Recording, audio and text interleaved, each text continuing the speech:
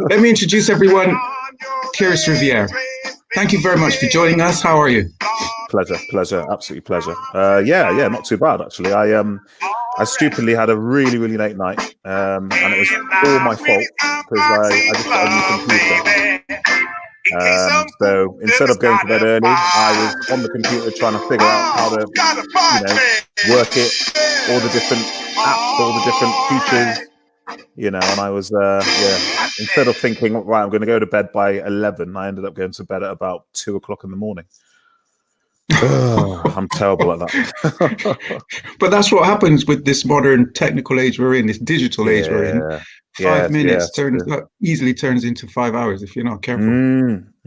Tell me about it. And, especially with a bit of imagination as well, and a few tweaks here and there. And I'm thinking, right, okay, no, just bring the bass down a bit. I don't have a clue about how to make music, by the way. So, don't think I'm a producer because I'm really not. But I was just using GarageBand and having a bit of a laugh, Okay, right. Well, we'll start then. The first issue is tell us who you are.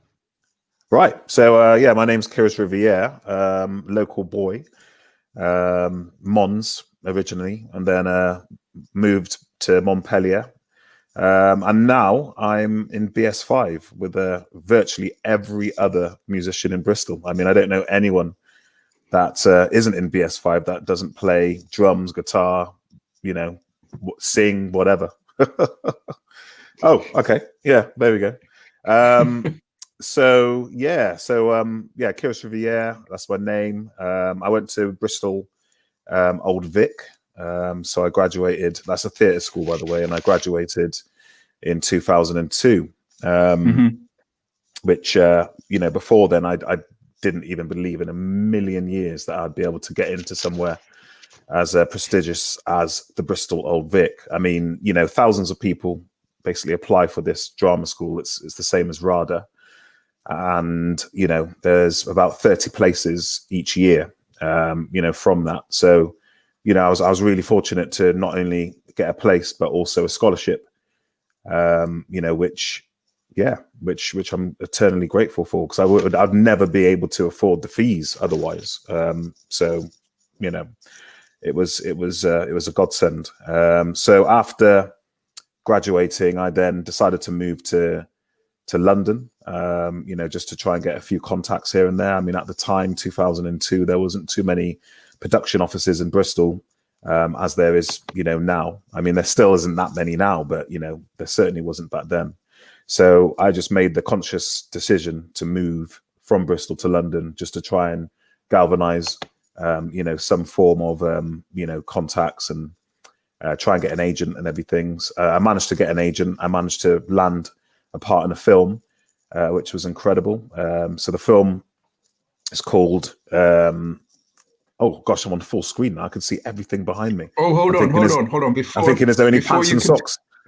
Hold on, before you continue, this is taking us, ladies and gentlemen, into our second question, because I was going to ask you before the year 2020, what were you doing? What had you done? What had you accomplished, et cetera? So take it away.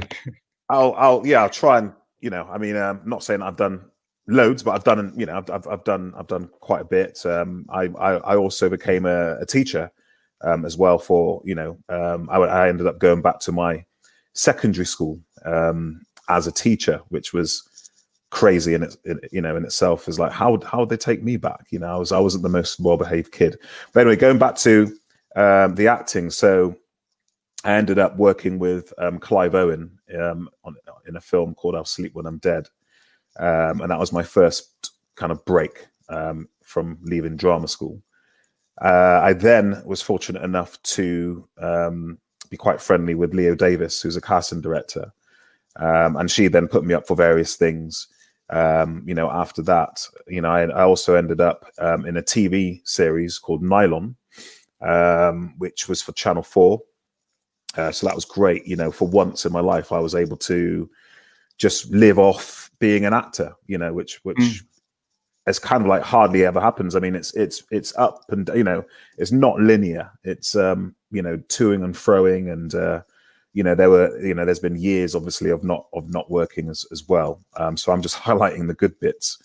I would strongly advise. Can I just sorry to interrupt you? The show was portrayed as taking part in New York. Did you travel there? No, Clapham. Clapham. So okay. No. I mean, it looked like New York, Yeah, and they hopefully did a good job. Hopefully my accent, was yes, authentic enough. But no, Clapham, mate, Clapham. Okay, so you were saying about the fact that it's not always an easy road, and sometimes actors are out of work. Oh, massively out of work. Yeah. I mean, not just obviously, which is what's been going on this year with the pandemic, but generally speaking, it's very hard to get work, and if you're fortunate enough to get work, to sustain that is even harder. So throwing in also institutional racism, which you cannot ignore, that plays a massive part in who gets selected, what type of parts that you go up for, how three-dimensional the parts are, because a lot of the time it's just functional characters.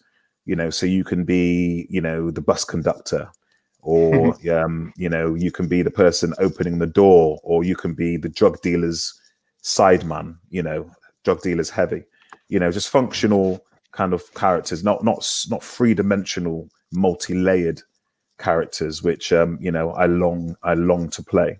I mean, I would say 90% of my parts have been that functional, two-dimensional type, cardboard cutout type of people. It's got to be said, things are changing. There's no doubt about that, but it's not fast enough. Okay, hold on then. So this is your acting side of your output, and at the top of the interview, we heard another element of your creative output. How was that before this year? Yeah, so that was brilliant. Brilliant. Every weekend, you'd find me here, there, and everywhere, bouncing about, singing the blues, all around Bristol, from places like, I don't know, Number 1 Harbourside, Old Duke, Mr. Wolf's, Golden Lion. See, I'm dropping all those classic places, and it was just great, man. Bootlegger in Bristol and Cardiff as well. It was just a really nice thing to look forward to, especially after a week of work, just somewhere where you can sing, and have, instant, acknowledgement from the audience, as well as, the familiar faces, which would, often come and see me play, to the point where they're, a lot of the time they'd say, "You're singing those same 18 songs again. It's time to get some new ones in now after like 20 years." But obviously, I always say, sometimes, being busy and everything, you can't always do that. But that was an excuse. I love those songs, and it's been a massive part of the Kirris Riviere Blues Band for many, many years. But I have indeed started writing. Okay, hold on. Let me just comment on. I know I'm only interjecting just to give the audience even wider understanding of what we know. That is, I've attended a few of your public performances, gig-wise, and I can honestly say that there has never been a performance that I've attended to where the audience has been sat still. Wow. Yeah. Never. No. And that's probably down to the fact that I cannot keep still myself.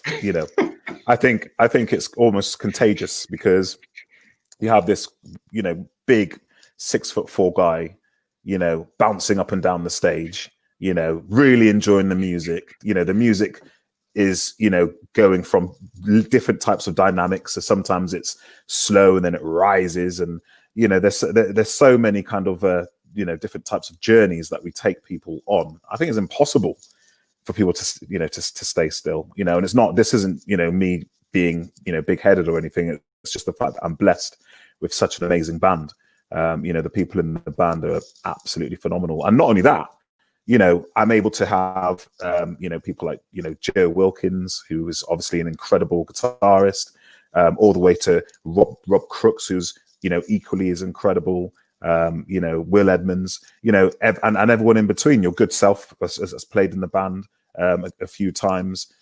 Sublime on bass as well, who's incredible, and I've worked with him on a different project called Future Blues Project. The list is, on the drums, people like Jai, Emma on the drums, Ed Galley, Andy, good old Andy, Norman, and then the constant bassist. We've got a constant bassist by the name of Brian, who doesn't play in any other band. He just plays in the Kirris Riviere Blues Band, and I cannot believe my luck. I mean, this guy is just like, he's unbelievable. He is such a good bass player. Dedication. Yeah. So I'm really, dedication. I'm so blessed. Andy as well, Andy Neil Hayes, who's absolutely smashing it at various jazz festivals as we speak. He's on the saxophone sometimes as well. So yeah, it's certainly collective. Okay, so there's more which we can talk about, and I'm sure it will come into the concept of the interview. So it's inevitable. We're going to have to face it. So this is my next question: how has 2020 changed what you do? Wow. Has it changed anything, Joe? Wow, my gosh. Yeah, it's changed things dramatically, immeasurably. It's like my life. Yeah. Going from sometimes, being a bit idle, not massively idle, but, it's got to be said, sometimes I'd be waiting for that phone to call, for that phone to ring even, from my agent, or, just thinking, why isn't there opportunities, happening, and for obvious reasons, the reasons I've said earlier, plays a massive factor. But I just thought, I had a pretty horrific year last year. And, this year hasn't been the best as well. So it was sink or swim. That's what it came down to, sink or swim. And I thought I wouldn't mind swimming. The idea of drowning isn't something that I want to try out. So I started writing. And I had a particular idea which was formulating in my mind for the past 5 years. And I just thought, right, it needs to come out. It needs to breathe. It needs to see the light of day. This idea cannot now, it cannot be just in my mind. It needs to come out. It needs to be explored. It needs, it needs to have possibly some help from other people as well. But it just needs to be alive. So I started writing. And yeah. And in a space of like 4 months, I managed to write my first ever screenplay, which is based on an historical event. Yeah. Which is based on a historical event that happened in Bristol back in the 1960s. So that's all I can say on that one. But then after that, I kind of started writing other things as well. So events that happened in the 80s. I wrote a children's book. I'm writing a children's book at the moment. That's taking a little bit longer. And I'm not rushing anything. I think the only thing that I truly want to get out, in lightning speed, because it was in my mind already for so many years, was that first project. But all the other projects I'm now taking my time on. And I've now decided to actually write the story about my life, and the social changes in Bristol of the past 40 years.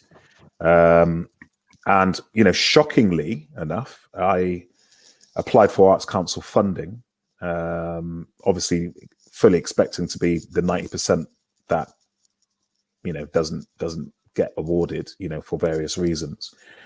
And I'm so, it's, and beyond, it's beyond words, but I managed to secure that funding.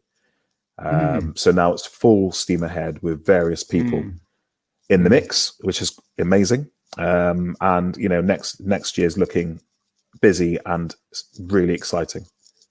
So as a result of the world is under the same regime, the same predicament, and as a result of that becoming our reality, it's caused your creativity to open up even more and to open up another element of it. So writing screenplays and being creative in that genre, it's quite time consuming, but not time consuming. It's something that is quite a stationary, almost sort of a reclusive endeavor.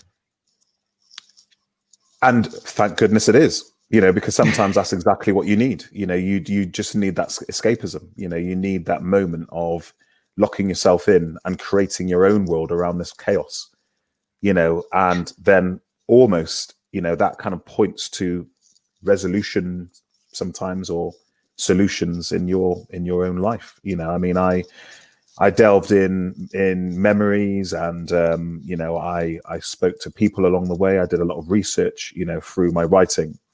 I reconnected with people, and what it's done, it's made me realize that a lot of people are on a similar journey, and a lot of people are thinking the same, and we realize as well that there's things out there which you cannot necessarily control.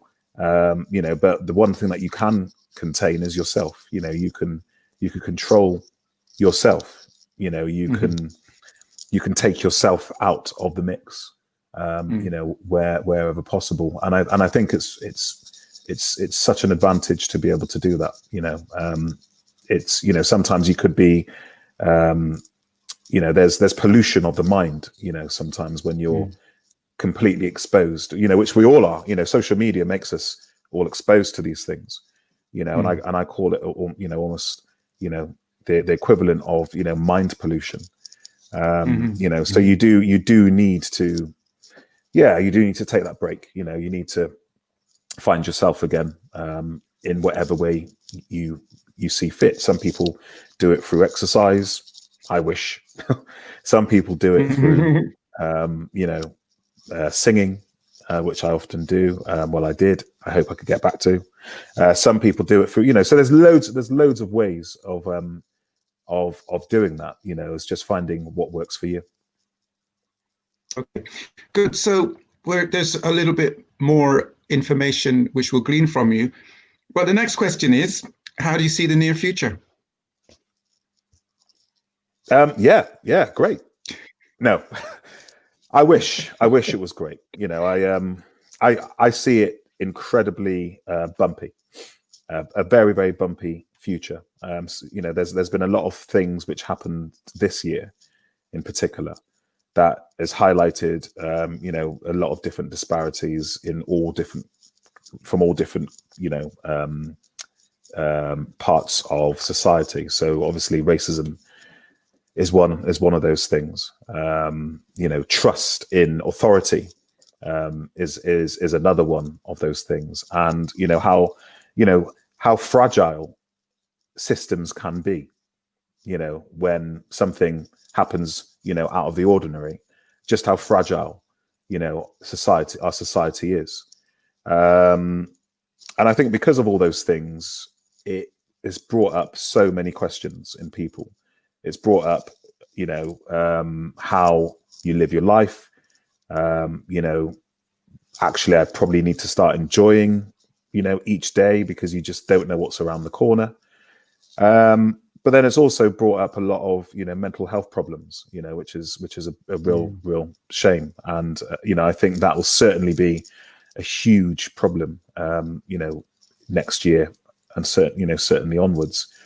But it's also, it's also brought up discussion, and and sometimes, with discussions, it can lead to, as I said before, solutions, and I hope that that's the case. I think it's going to be a complete and utter mixed bag, in the future, in the near future. In terms of your art and your output and your creativity, how do you see the near future? I'm optimistic. I've got a few things going on, luckily, and I will say luckily. I'm involved in a short film called Talia, which is doing incredibly well in the film festivals. I've just finished filming in Bristol for something which is coming out next year.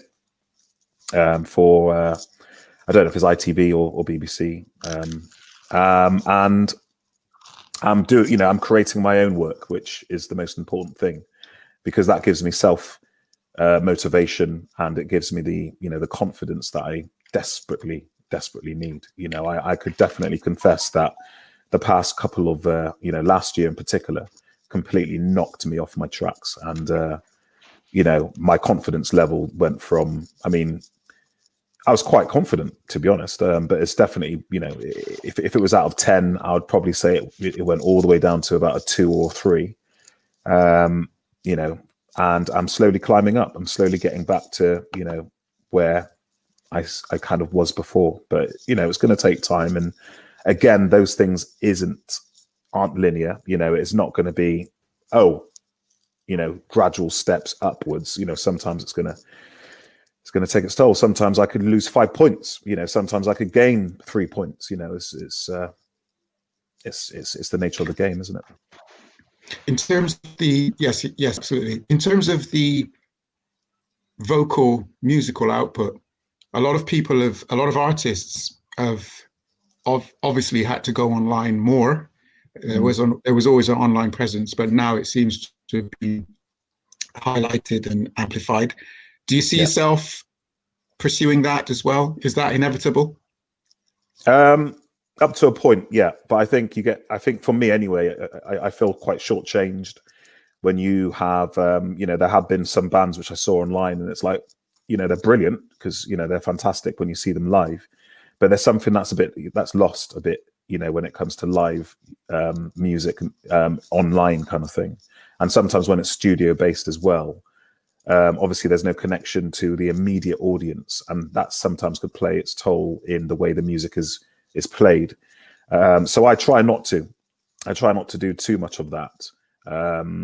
Luckily, as a band, we managed to create 3 videos just before lockdown, which was incredible. It was just fortunate.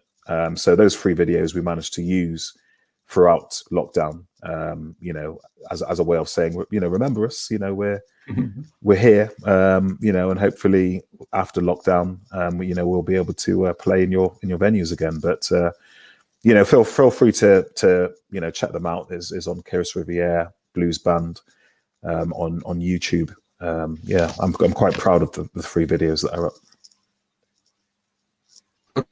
What advice would you give people in your position, artists, creatives like yourself? What advice would you give them? Never put your eggs in one basket.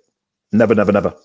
If you decide to just think, right, acting's for me, great, brilliant, do that, pursue that, but make sure that you have many strings to your bow. If it means that you're quite interested in potentially exploring geography and possibly have the articulation to teach it, do that as well. If you feel like I quite fancy playing the guitar, and you got an okay voice as well, do that as well. Because sometimes those worlds cross-pollinate. I've definitely found situations where I'm playing parts that I do in my real life, and it's like, oh my gosh, if I didn't really study these things, then it wouldn't look as authentic as obviously it does now, because I took the time in finding out what interests me. And I think that's what it is never put your eggs in one basket, and make sure that you have a lot of interests in your life. Okay, good. And where can people access? You mentioned about the fact that you did these videos before lockdown, and they're now available for people to see on YouTube on your Kirris Riviere Blues Band channel. Yeah. And obviously, we're going to have to wait for the results of the writing output.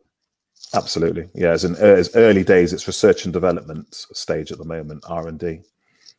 Okay. And is there anything on Spotify and iTunes, things like that? Absolutely. Yeah. So again, been quite busy for the past couple of years with a project called Future Blues Project.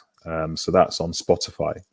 There's 11 tracks of an original blues album, well, blues concept album, where it's a fusion of hip hop and blues. There's one particular video which I'm really proud of, which features Edward Colston. Well, it did feature Edward Colston's statue, but no longer there, thank goodness. So it was anger. That's what that video was about. I remember doing that in 2018, and it was just about internal anger, constantly being reminded every time you walk past it, that this is the thing that went down in your hometown, and as a result, the disparities of that are felt, throughout the world. It's not just what Bristol did. It's also what London did. It's also what Liverpool did. It's also what America did. But it comes down to people like Edward Colston. It comes down to the merchant venturers who, brought and sold slaves and use the money in a philanthropic way. It's like, oh, great, nice one, cheers. Obviously not. It's like, I cannot believe for the life of me that people could then say, look, this happened years ago. Yeah, he was a product of his time. Everyone thought like that. That's obviously not true. There were a lot of people back then that obviously knew, how inhumane, disgusting a trade it was, and they fought against it. Some people actually, a lot of people lost their lives because of it. So there's no way that, I'm going to sit there thinking, oh, give him a break.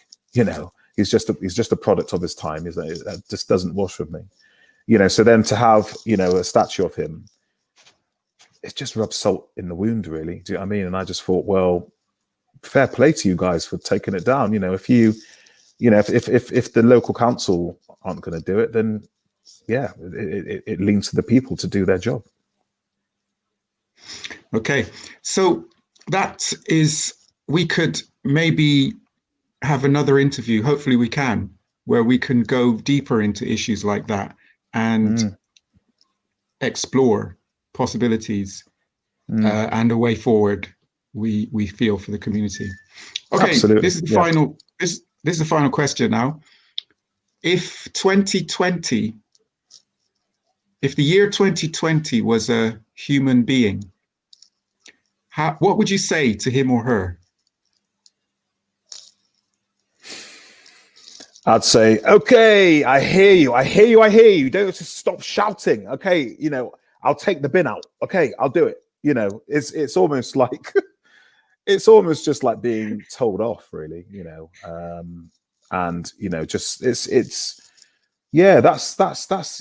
almost like having a nagging person in front of you. You're constantly being shouted at. You're constantly being screamed at, and sometimes because they're so angry, they lose the plot.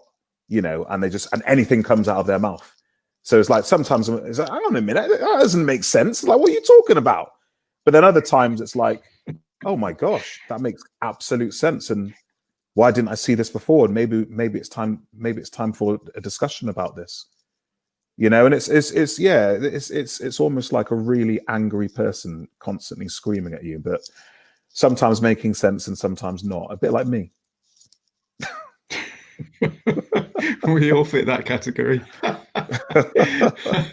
Okay, that's excellent. That's a good way to round up.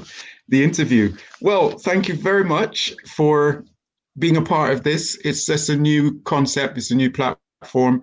Just trying to get the lowdown from people who are involved in creative pursuits and to find out how they're approaching things as a result of the massive, massive change that we've all been experiencing. So thank you very much for that. If there's anything else you want to leave with the people who will see this broadcast.